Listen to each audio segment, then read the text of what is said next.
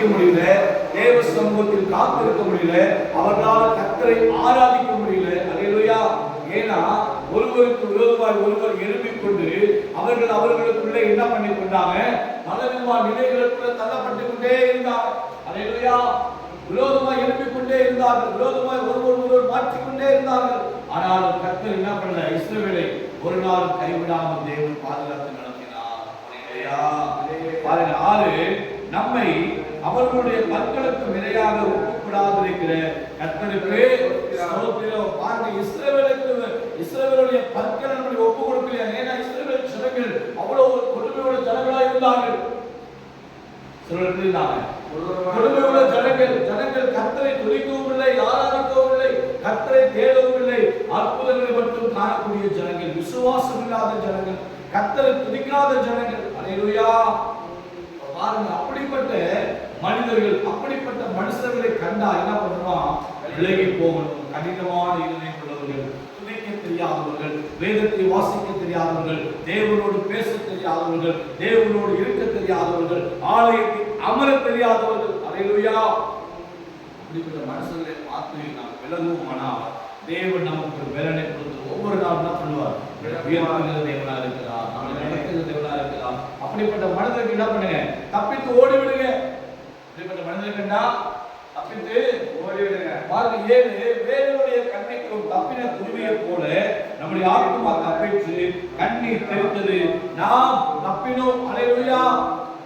சத்தமா சொல்லுங்க, அல்லேலூயா. இன்னைக்கு மனுஷன் நமக்கு விரோதமா என்ன வைத்திருக்கிறான்? கண்ணிகளை வைத்திருக்கிறான். கண்ணினா என்ன? கண்ணி வெளியிருக்கும்ல, கண்ணி வெளியிருக்கும்ல. இது கண்ணி வெளியிருப்போம், கறிகளுக்கு வைப்போம், காட்டு பண்ணிக்கு வைப்போம், பலவிதமான மிருகங்களை கொள்வதற்காக என்ன பண்ணுவோம்? அந்த கண்ணி வெளியில வைத்து அந்த மிருகத்துக்காக வெயிட் பண்ணுவோம். அல்லேலூயா. அது போல மனுஷன் இன்னைக்கு என்ன பண்றான்? உன் மேல ஒரு கண்ணி வைத்திருக்கிறான், உன் மேல ஒரு பொறாமை, உன் மேல ஒரு எரிச்சல், உன் மேல ஒரு வைராக்கியம், உன் மேல இருக்கிற எல்லா விதமான காரியங்களை மனதில் வைத்து வைத்து உனக்காக அவன் காத்துக் கொண்டிருக்கிறான். எப்போ வெளியே வருவான்? எப்போ இவனை அட்டாக் பண்ணலாம்? எப்போ இவனை தாக்கலாம்? எப்பொழுது இவனை கீழே தரலாம்? எப்பொழுது இவனை சாகடிக்கலாம்? எப்போ இவனைக்குள்ள எல்லா வறுமைக்குள்ள அவனை மாற்றலாம் சொல்லி மனுஷர்கள் உங்களுக்கு நேராக ஆயுதமாய் காத்துக் கொண்டிருக்காங்க இன்றைக்கு. அல்லேலூயா. அல்லேலூயா. வேதம் சொல்லுவாங்க கடைசி வசனம், நாம் வாசிங்க, நம்முடைய சகாய வானத்தையும் பூமியை உண்டாக்கின கர்த்தருடைய நாமத்தில் உள்ளது. அல்லேலூயா. அல்லேலூயா. சகாயம் யார் மேல உள்ளதான்? கர்த்தருடைய நாமத்தின் மேல உள்ளது. அவர் நமக்கு சகாயம் செய்கிறவர். மனுஷன் நமக்கு விரோதமாக எழும்பினாலும் கர்த்தர் நமக்கு சகாயம் செய்கிறவர். அல்லேலூயா. கர்த்தர் நமக்கு, சொல்லுங்க, கர்த்தர் நமக்கு சகாயம் செய்கிறவர். கர்த்தர் நமக்கு பெரிய ஆறுதலை கொடுக்கிறவர். கர்த்தர் நமக்கு மகிமைகளை கொடுக்கிறவர். அல்லேலூயா. நாம் அவரை விசுவாசிப்போமானால் நாம் அவருக்குள்ள தரிசிக்கப்படுவோம். நாம் வியாதிப்பட்டு போவதில்லை, நாம் மறைத்து போவதில்லை. நம்மளுக்குள்ள ஒரு புதிய ஜீவனை கர்த்தர் என்ன பண்ணுவார்? அவர் கொடுத்து நடத்தக்கூடிய தேவனா இருக்கிறார். அல்லேலூயா. வேறொருடைய கண்ணிக்கு தப்புவது போல உங்களுடைய ஆத்துமாவை நீங்க தப்பித்துக் கொள்ளுங்க. வேறொருடைய கண்ணிக்கு தப்புவது போல உங்களுடைய ஆத்துமாவை தப்பித்துக் கொள்.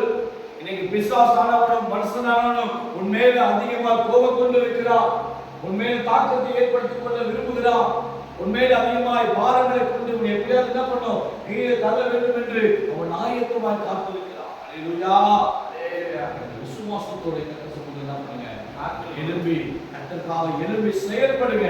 கர்த்தர் மனுஷர்களை விட்டு தப்பிக்க செய்வார், பிசாசுகளை விட்டு தப்பிக்க செய்வார், கண்ணிகளை விட்டு தப்பிக்க செய்வார். வேறொருடைய கண்ணிக்கும் குருவி தப்புவது போல கர்த்தருடைய தப்பிவித்து உன்னை உயர உயர உன்னை பறக்க வைக்கிற தேவனா இருக்கிறார். அல்லேலூயா. கண்களை மூடுவோமா? நாம் ஜெபிக்கும் இந்த காண வேண்டும். ஆண்டவரே, உம்முடைய பிரசன்னத்துக்காக ஜெபிக்கிறோம். ஆண்டவரே, உம்முடைய கிருபைக்காக